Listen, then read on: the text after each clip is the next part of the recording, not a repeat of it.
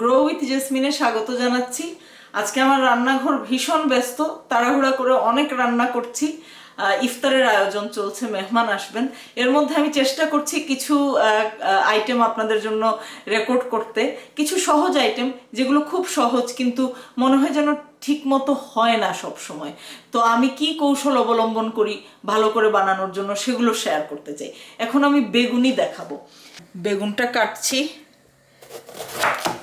একটু শক্ত মনে হচ্ছে বেগুন, কি আর করব, বাজারে যা পাওয়া যায় তাই তো নিয়ে আসছি। তো বেগুনির যে আকৃতিটা আমরা পছন্দ করি সবাই, একটু একটু ঠিক করে কাটলে হয় কি খাওয়ার সময় একটু বেগুন পাওয়া যায়। বেশি পাতলা করে কাটলে খাওয়ার সময় মনে হয় বেগুন কোথায়, শুধু ময়দা খাচ্ছি। আবার বেশি মোটা করলে আবার মোচমোচেও হবে না, সিদ্ধও হবে না। এখন আমি বেগুনির জন্য ব্যাটারটা বানাবো। বেগুনির ব্যাটারে আমি দিচ্ছি দুই টেবিল চামচ টেম্পুরা ফ্লাওয়ার, আর একটু দেই আড়াই। এটা আসলে কতটা বেগুনি বানাচ্ছেন তার উপরে নির্ভর করে, রেশিওটা আসল। বেসন দিচ্ছি সমান সমান আড়াই টেবিল চামচ, এবং চালের গুঁড়া দেব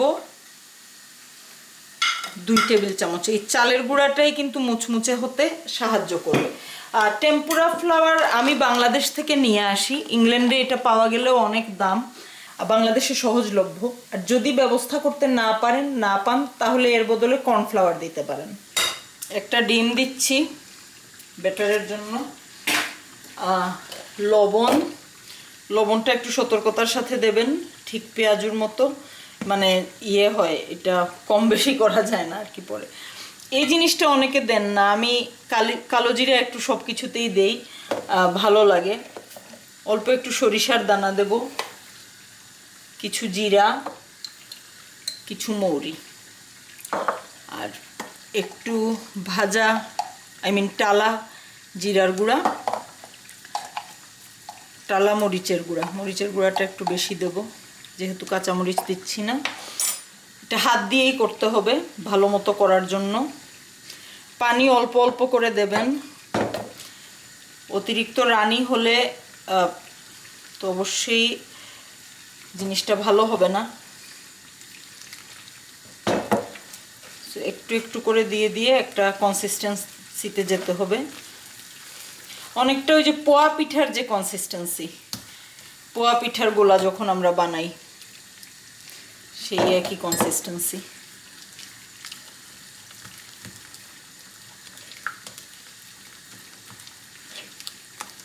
আরও একটু দিতে হবে।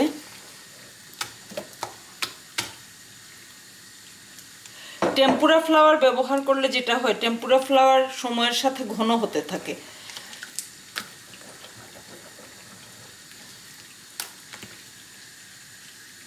আরও একটু লাগবে। এখন আমার মনে হয় পারফেক্ট হয়ে গেছে গোলাটা।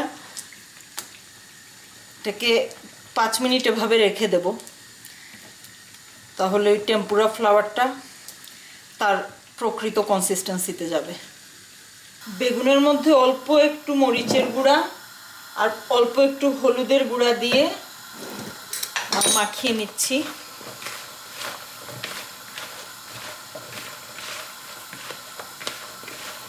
এর মধ্যে অল্প একটু লবণও দেব।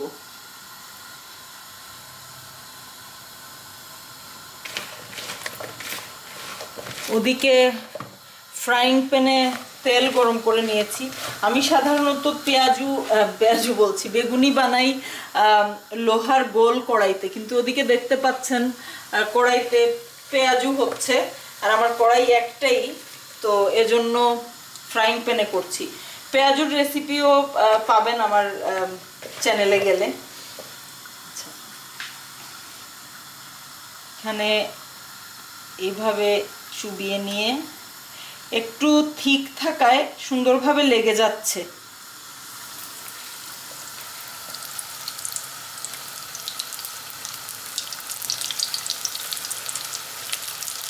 আগুনটা একটু কমিয়ে দিতে হবে।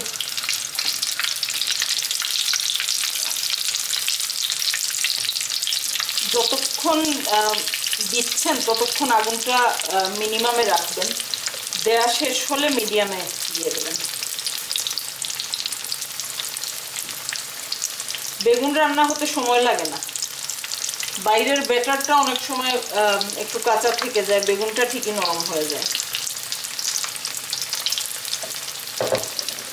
উল্টে দিচ্ছি, ওই সাইডটা বেশ হয়ে গেছে।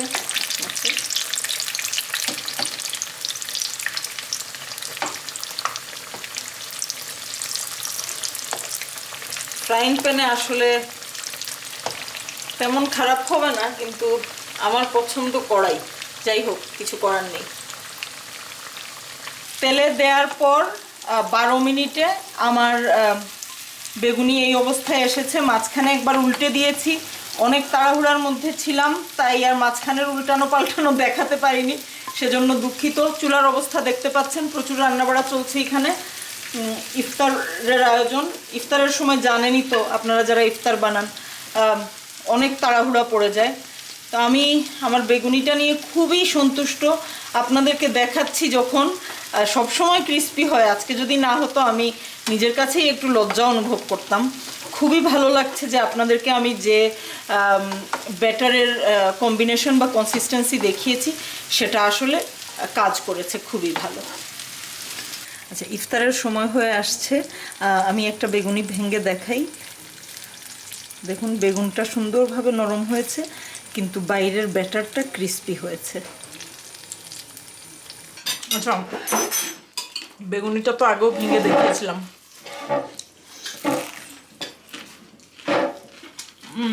শব্দ শোনা যাবে? একদম মুচমুচে ক্রাঞ্চি, একদম সেরকম দিদি, একদম মচমচে যা হয়েছে না। তুমি খাইছো?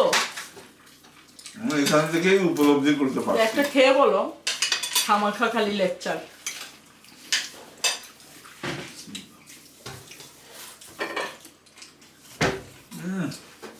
এইরকম বাইরেটা ক্রাঞ্চি, ভিতরটা সফট এন্ড। ভিতরে কি? এটার ভিতরে কি? বেগুনি, বেগুন। আমি আবার ভাবলাম যদি না বুঝে থাকো। এখানে যে খাবারগুলো আছে আমার মেহমানরা খাচ্ছেন, এর মধ্যে থেকে বেশ অনেকগুলো রেসিপি ইউটিউবে একটা একটা করে দেওয়া হবে, আপনারা পাবেন। দই বড়া, পেঁয়াজু, ছোলা ভাজা, কাঁচা ছোলা এবং বেগুনি। ও ইয়েটাও তো, কালো জামটাও, সবই আসবে একটা একটা করে। আর ভালো থাকবেন, এবং এগুলোর সবগুলোর রেসিপি পেতে চাইলে অবশ্যই সাথে থাকবেন গ্রো উইথ জেসমিনের, দেখতে থাকবেন। ভালো থাকবেন সবাই।